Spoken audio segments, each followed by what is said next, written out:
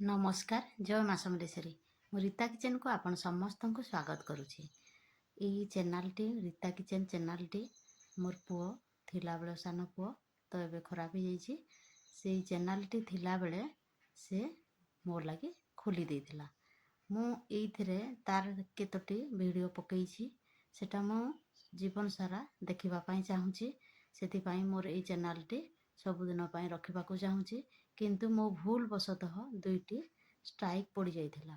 ସେ ଷ୍ଟ୍ରାଇକ୍ 90 ଦିନ ହେଲା ପରେ ମଧ୍ୟ ସେଟା ଷ୍ଟ୍ରାଇକ୍ ହଟିନି। ସେଥିପାଇଁ ମୋର ଭ୍ୟୁଜ୍ ଏବେ ଯାଉନି। ମୁଁ କିନ୍ତୁ ସେଇ ଭ୍ୟୁଜ୍ ବଢ଼ାଇବାକୁ ଚାହୁଁଛି। ମୁଁ ୟୁଟ୍ୟୁବକୁ ଅନୁରୋଧ କରୁଛି, ମୁଁ ତ ଆଉ କୌଣସି ଆଉ କାହା ଭିଡ଼ିଓ ଛାଡ଼ୁନି। ମୋ ନିଜ ଭିଡ଼ିଓ, ମୋ ନିଜ କଣ୍ଟେଣ୍ଟ ମୁଁ ପକାଉଛି।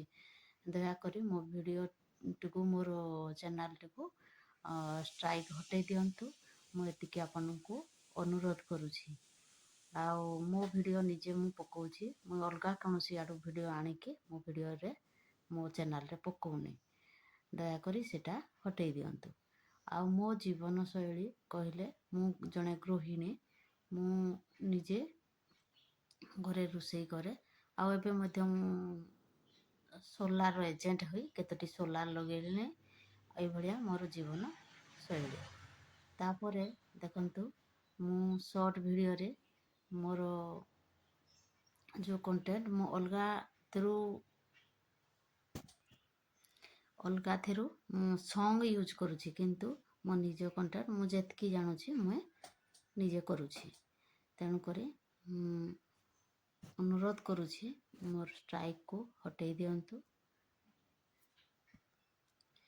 ମୁଁ ରୋଷେଇ ଚ୍ୟାନେଲ କରିଥିଲି, କିନ୍ତୁ ଏବେ ରୋଷେଇରେ ଟିକେ ଦେଖେଇ ପାରୁନି। ମୋର ବାଡ଼ି ବଗିଚାର ଯେନ୍ ମୁଁ ଲଗେଇଛି, ଯାହା ବି ମୋ ବଗିଚାରେ ସେଟା ବି ମଝିରେ ମଝିରେ ଦେଖେଇ ଦେଉଛି। ଆଉ ମୋର ରୋଷେଇ ବାଇଚାନ୍ସ କେତେବେଳେ କଲେ ମୁଁ ଦେଖେଇ ଦେଉଛି। ମୁଁ ଏଇ ଚ୍ୟାନେଲରେ ଆଗକୁ ବଢ଼ିବା ପାଇଁ ଚାହୁଁଛି। ଯେହେତୁ ମୋ ପୁଅର ଗୋଟେ ସନ୍ତକ ରହିଲା ପରେ ମୋର ଆଗରୁ ଯେଉଁ ତାର ଭିଡ଼ିଓ 2-3ଟି ରହିଛି।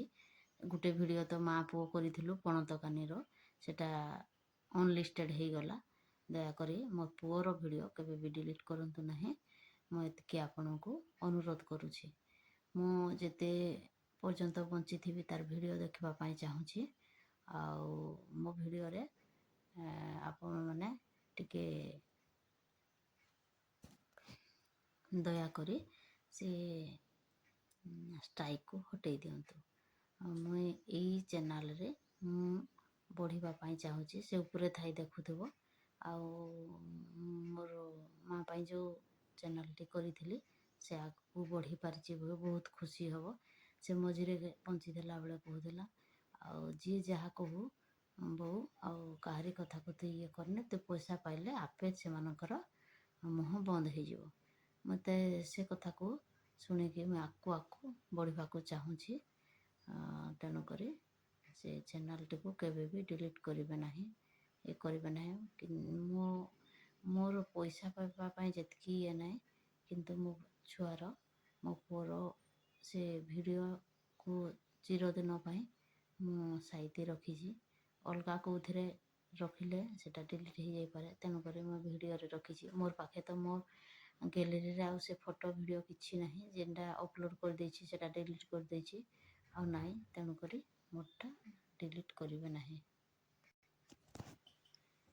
ଆପଣମାନେ ମଧ୍ୟ ଯିଏ ବି ୟୁଟ୍ୟୁବ୍ କରୁଛନ୍ତି, ମନୋରଞ୍ଜନ ପାଇଁ ଆସନ୍ତୁ କି ଶିକ୍ଷା ଦିଅନ୍ତୁ, ଯେଉଁ ପ୍ରକାର ନିଜେ ଜାଣୁଛନ୍ତି ସେ ପ୍ରକାର କରି ଆପଣମାନେ ବି ଏଇ ୟୁଟ୍ୟୁବରେ ଇନକମ୍ କରନ୍ତୁ।